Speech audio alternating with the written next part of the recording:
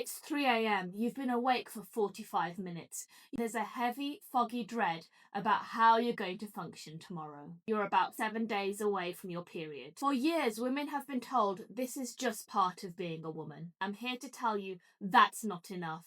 Because what's happening to you isn't a poor sleep hygiene, it's a measurable biological disruption of your sleep architecture. Today, we're going to dive into the gold standard evidence.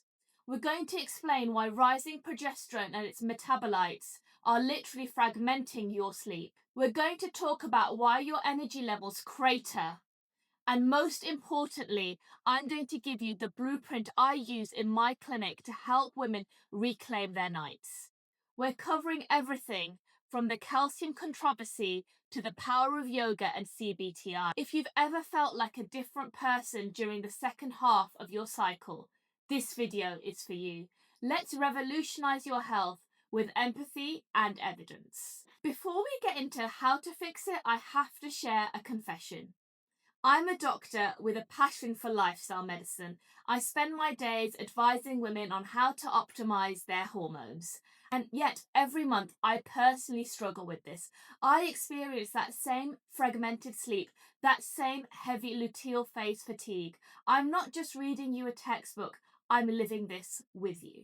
Let's look at the biology. According to the Insomnia database, which is one of the largest sleep studies out there, sleep efficiency is objectively lower during your luteal phase compared to your follicular phase. Why? Two main reasons. First, progesterone. After you ovulate in the middle of your cycle, progesterone rises. While progesterone is often called the calming hormone, its breakdown products, neuroactive metabolites, can actually disrupt your sleep architecture. Second, thermoregulation. Progesterone raises your core body temperature.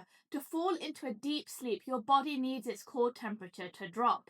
In the luteal phase, your body is fighting a biological heater that's turned on 24/7. This is why you feel tired but wired. Your circadian rhythm amplitude is dampened. You aren't getting those clear highs of energy and lows of deep rest. My mission is to ensure no woman is ever told she's just being sensitive when her body is actually navigating a metabolic shift.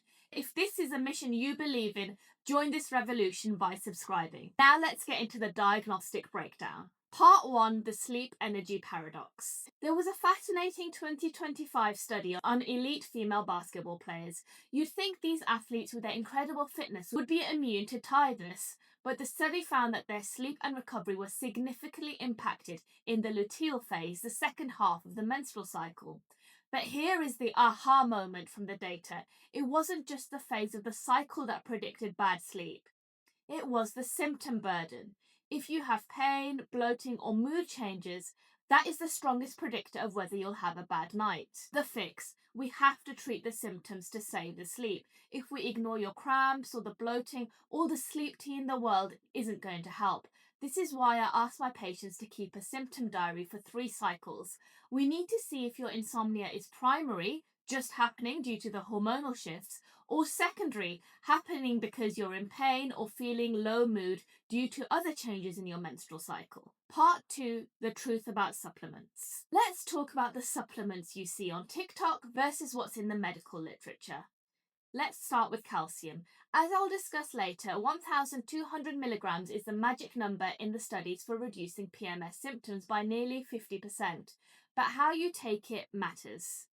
Then we also have vitamin B6. The data shows that 50 to 100 milligrams daily can help with premenstrual depression. But a clinical pearl here, higher dietary intake of B vitamins from foods like seeds and legumes is often more effective in the long run than high-dose isolated supplements. And finally, melatonin. This is a specific tool. If you have PMDD, a specific condition which is like a severe form of PMS, taking 2 milligrams of slow-release melatonin during your luteal phase has been shown to fix that sleep onset issue. It helps reset the dampened circadian rhythm that you experience. What about magnesium and zinc? These are emerging. Zinc has shown some promise in improving quality of life, but the evidence for it actually fixing sleep is a bit thin. The takeaway. Don't just buy a PMS gummy. Target the specific biological deficit through your diet. Part 3, the biological heavy hitters. This is where lifestyle medicine shines. First, yoga. I'm not talking about a casual stretch once a month.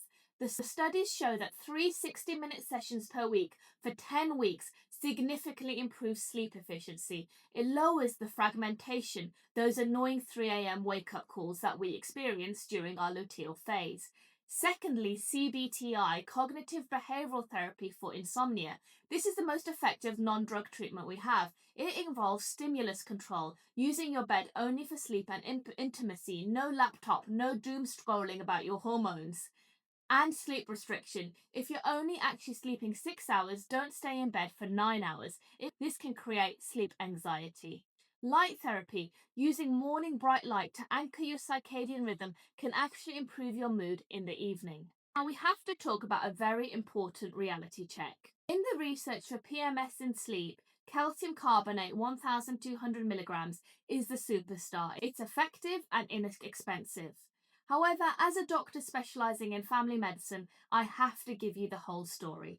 There's a growing body of evidence in journals like The Lancet and the New England Journal of Medicine, showing that high-dose calcium supplements in the forms of pills are linked to an increased risk of kidney stones and potentially even heart attacks. When you take a giant hit of 1200 milligrams of calcium in a pill, it creates a spike in your blood calcium levels that your arteries and kidneys may not like.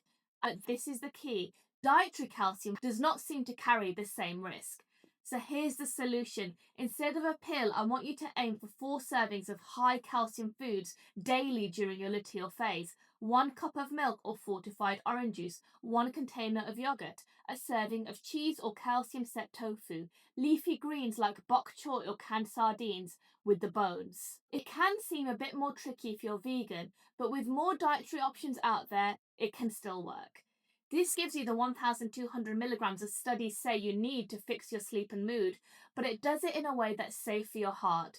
This is why lifestyle medicine is different. We don't just treat a symptom in isolation, we protect the whole system. We've covered a lot of ground today, but there is a lot more to cover. We've talked about progesterone, the calcium controversy, and why elite athletes struggle just as much as we do.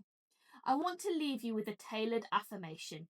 If you are struggling right now, please hear this. Your brain isn't failing you. It's carrying a metabolic load, and you shouldn't carry this alone. You're not lazy for being tired in the luteal phase. You're navigating a physiological shift. So let's talk about what to do. Track. Use a symptom diary for 3 months, tracking every symptom you experience.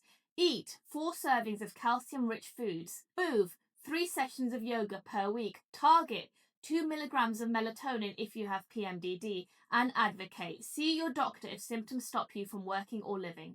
My goal is to change the conversation from simply shrugging our shoulders to taking evidence-based action.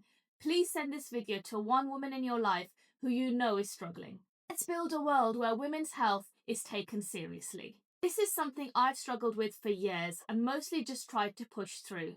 This channel is also documenting my own personal journey of finally addressing it, because changing habits and creating new routines isn't easy. In a future video, I'll walk you through exactly how I'm putting this into practice in real life. I'm Dr. Masarat Jilani, the self-care doctor. Keep tracking, keep advocating for yourself, and I'll see you in the next video.